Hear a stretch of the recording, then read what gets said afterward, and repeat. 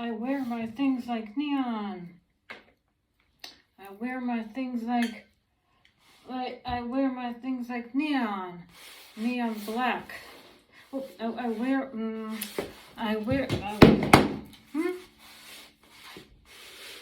What book? A book? Oh no, it's most likely some serious technological probes. Well, it could be the dark nebula. There's actually there do exist, but it's geology. It's a cosmic geology, cosmological nature geology, where you wear your things like neon. This is definitely great. No, definitely for free falling. Free falling. Everybody has to go through free falling. I'm gonna wear this to the movie theater. I put the purple tights because they match the hands today. Oh, the hands are so plain. Yeah, I know. They're going. I was like, what if I'll go to the bathroom in the ghetto bathroom? What if I go to the ghetto bathroom and I'm gonna be taking off all my rings? It's gonna take forever. Because I have to wash the hands. Taking off the rings takes a lot of time. So this neon. How do songs? You may wonder, or may be asking the questions yourselves. Yeah, not yourselves, but people may be asking the question: how does it happen? Phenomena of the fame of like a certain or particular song. It is that the song is having its good time. It is having its peak, good moment, and then in terms of gambling in Las Vegas, you issue a lotto game and you win $1 million. That's in Hebrew. You win $1 million. I wouldn't mind. I wear my things like neon. Well, definitely purple goes so well. You know, just contrasting colors. Purple goes so well with this neon yellow. Goes so well together. I have this patch that I bought on the 31st of December. I bought it in the Japanese store. Well, it has to stick out the strings. The strings. And the patch is purple and neon yellow. Neon. And I really love neon. When my age was 10 and a half, going on 11, I used to be really big with fashion. Although, like, you know, the fashion was like kind of universal during the daytime, but like post school, yeah, you know, yeah, that's really disgusting. I was the biggest fan of neon, and during those times, the year 1996, the biggest fashion trend. Also, probably it started around probably. I would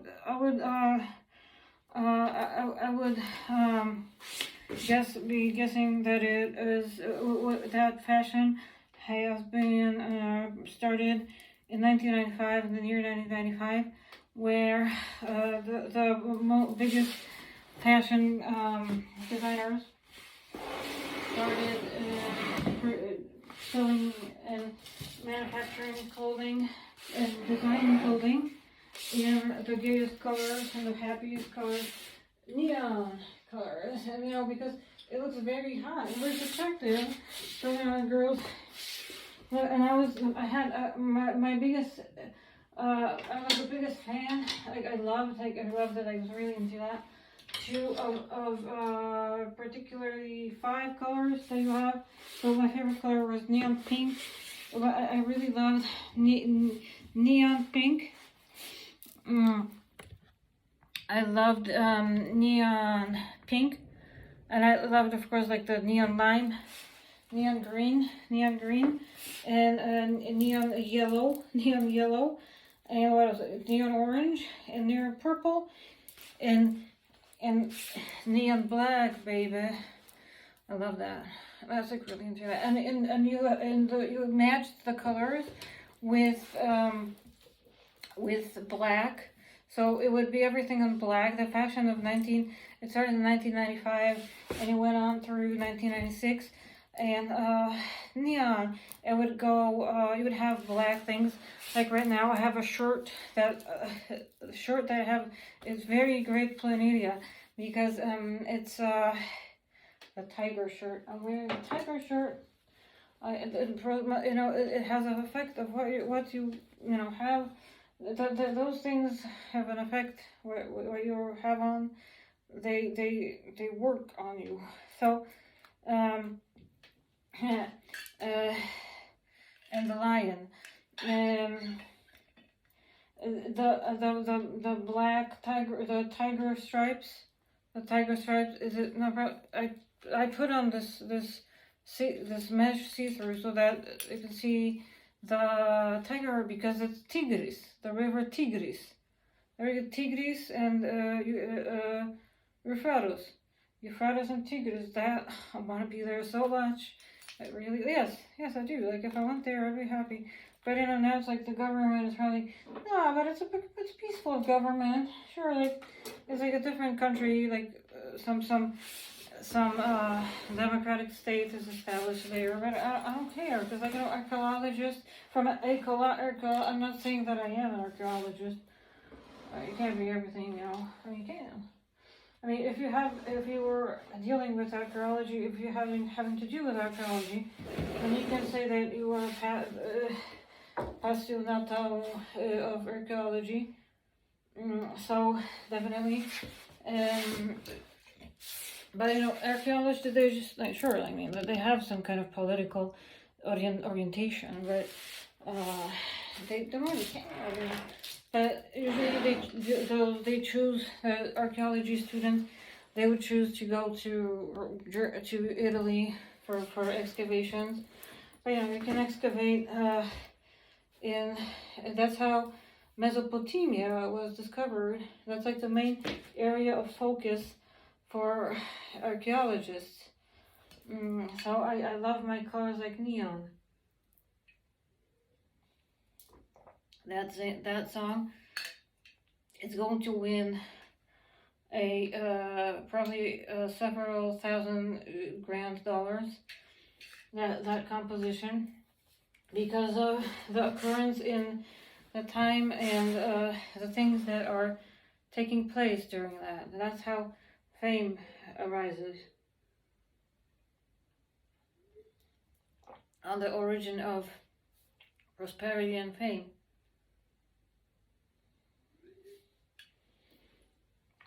That's how breakthrough occurrences are noted in the time run. So things happen. It has to be, when everything depends on the microwave background. We have radiation. There's like a radiation. I will have to specialize in that subject one day. Like I'm going to very soon. I'm going to say everything about microwave MBR, microwave background radiation, because it is one of the discoveries discovered by scientists in the 1970s. Therefore, if those things, but it takes place in the cosmos, if those things are being like people might not notice them, but they are taking place, and those things have an effect on the fact that great things are happening. On the happening, you could write an essay on the happening of phenomenal wonders, phenomenal natural wonders of the science of human ingenuity and live creature, Baalei Chaim, animal, the owners of life, Baalei Chaim, superpowers of those animalistic. We are in harmony with animals, and they convey their power to us, and it's not my inspiration, but they understand us. They hear our thoughts, and they do. If parrots speak so greatly, then other animals, they also communicate in micro vibrations and micro waves with the human species. And for example, we are also crossed with animals. I find it I love animals and I love spending time with them, and I'm fascinated by animals and I want to get to know them. It's something that I really want.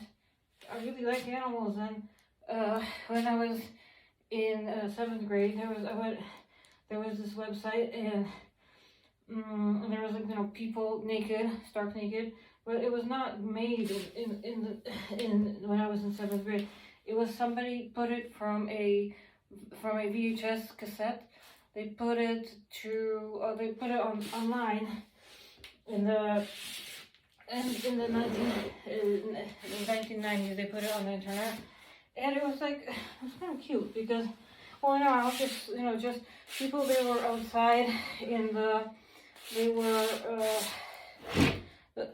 they just had a farm. Someone had a lot of farmland, and they had a ranch, and there were animals, and so the people are like, all right, so if the animals are not wearing any clothing, then we should also believe in the same values that I'm also fond of those values, that nature, nature did not, our birthday appearance, it was not in clothing. Maybe it was with an olive leaf, and because we were equipped probably in shame and humiliation, like humans. So that's the difference between Baalei Chaim and Bnei Adam, or Bnei Tapuach Adama. That's the difference between us and actual Baalei Chaim, is that we are equipped in shame.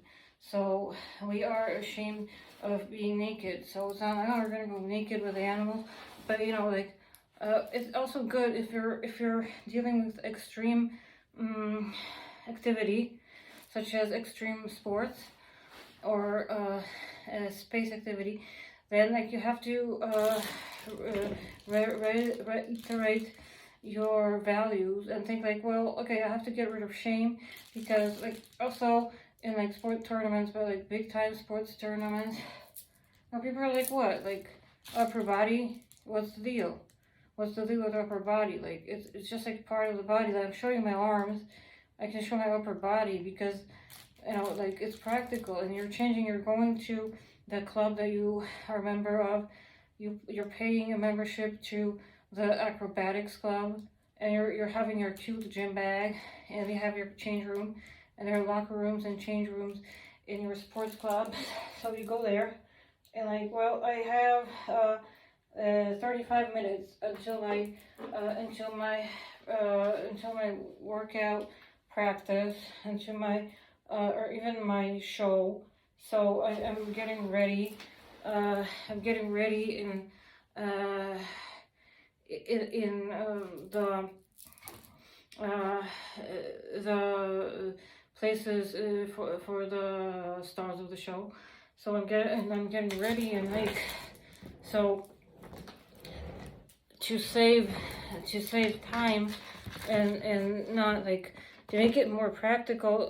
They're well, okay, so I'll go from one location. I'll go from one place to another without like covering myself with a special wrap towel here, like a special towel that has a Velcro strap on it. Because what if I don't have a buttoned spa towel that I can strap here and cover myself in a pankini for the beach? And what if like you have a private beach, like, you know, it's also the people's views on when you sleep.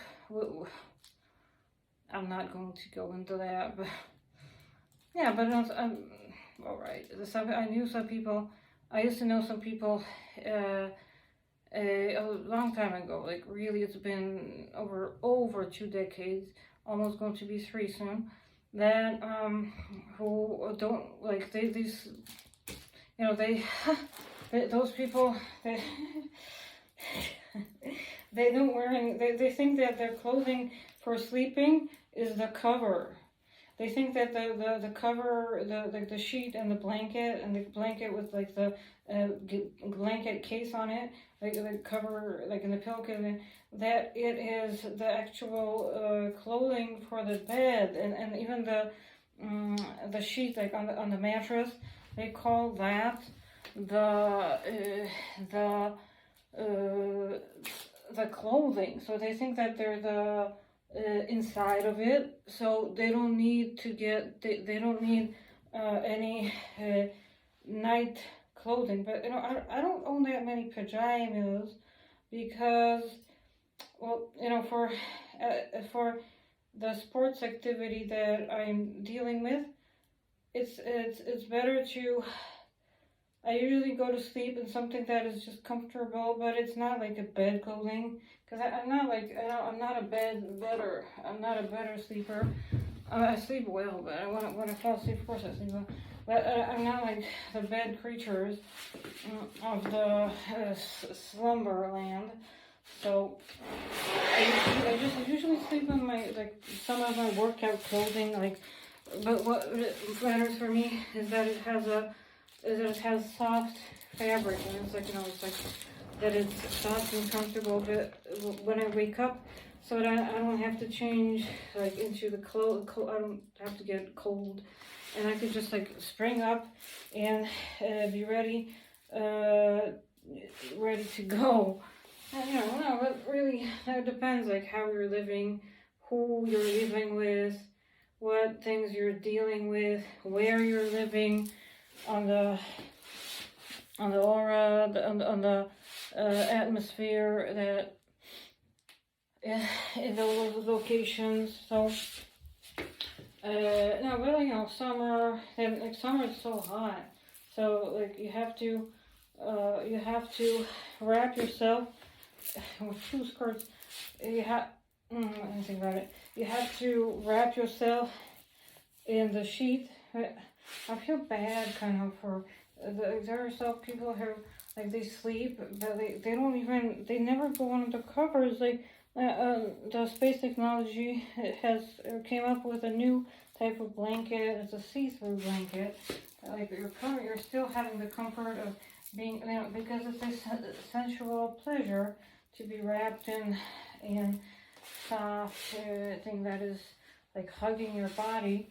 It feels very nice. Like, I really probably would not be not happy if I was deprived of the pleasure, you know, like the good feeling of pleasure of being covered in a sleeping additional layers. And it's not that I like to be warm. It's just perfect. Those covers, they have blankets. They're different. They make professional blankets. They make them for different seasons. And one is like medium, so that it's like, one is like very cool, and another one, I feel kind of bad for the people who are deprived of that. And they're not deprived, but I guess, well, there's no other really way, unless you're using that see-through blanket. But one day, Like, it's just, I'm saying, I'm very lucky because I sleep and nobody's like dragging the sheets away from me or just uncovering me when I'm lying naked, completely stark naked with like, you know, no clothing on, or like tearing things away from me. I don't have those situations. I'm very lucky. I'm very lucky. Yeah, because like if somebody like comes and like tears your blanket, like, oh, let's see what you got. And like, oh, what do we got here? We got some meat, some new meat, and they're like 30 idiots looking at you. 30 like 23-year-old idiots looking at you. Like, oh, what do you got here? It's like, you know what? You got a female.